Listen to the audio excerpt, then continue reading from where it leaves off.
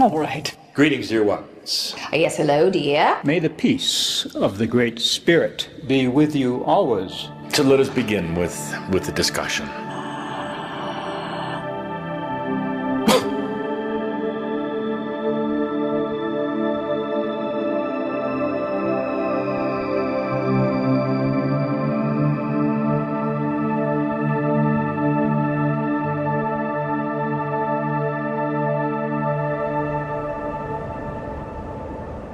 The first time I ever talked to Tobias was on an airplane in 1997, and I wasn't particularly spiritual or metaphysical.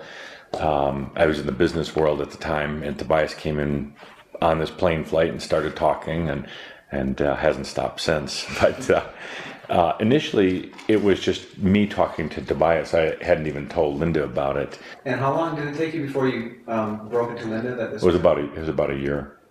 So you kept it to yourself for a year? Yeah. I received what felt like, what I experienced to be a telepathic contact from Bashar and his people. In that moment of the telepathic contact, a memory actually came back of having made an agreement somewhere prior to this life to do this. I grew up in a Roman Catholic family of Sicilian immigrants. Most of them, even today, after I've been channeling Joseph for 15 years, don't know what I do. They have some idea, because I don't talk about it to them, and they don't ask me. They know I do something weird.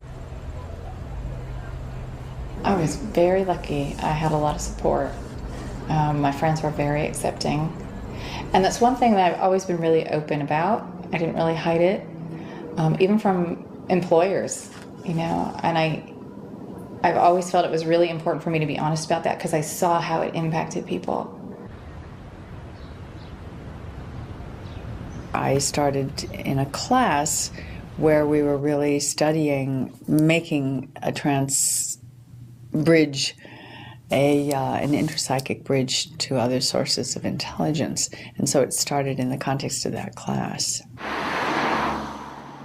See, I thought that all of these esoteric things were for older women over 40, and it would have nothing to do with men. So I was dragged to these two guys who channeled for me, and there was something, this was 3 years apart, they both told me the same thing. And that is when I had to start looking at how could guys 20 years apart in age, 3 years apart in ID, who never knew each other, give me information that was identical. And the information just happened to be that there was a master named Cryon who I was supposed to get a hold of.